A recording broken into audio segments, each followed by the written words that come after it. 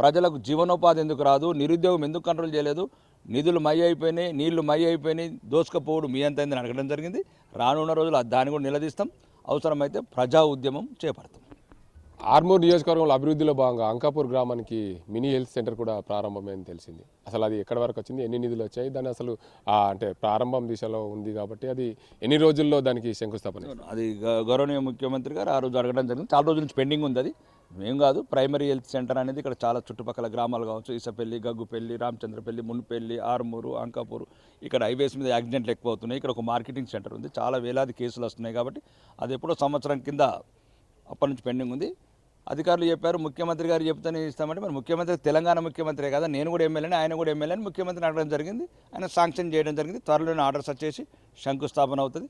అతి త్వరలో కూడా అది కూడా ఐలాపూర్ హాస్టల్ ఎట్లనో ఇది కూడా నిర్మాణం జరుగుతుంది. ముఖ్యంగా ఒకటే చెప్తున్నాను, ఆర్మూర్ నియోజకవర్గం కావచ్చు, తెలంగాణ కావచ్చు, రాజకీయాలకు వచ్చింది ఎవరి గురించో భజనలు చేయడానికి కాదు, ఇంకేదో చేయడం కాదు.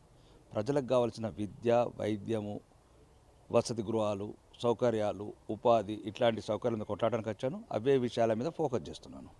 మున్సిపల్ ఎన్నికలకు రాష్ట్ర ప్రభుత్వం వెళ్తుంది. ఆర్మూర్ నియోజకవర్గంలో ఆర్మూర్ మున్సిపాలిటీ ఉంది. మీ జెండా ఎగరేస్తారా?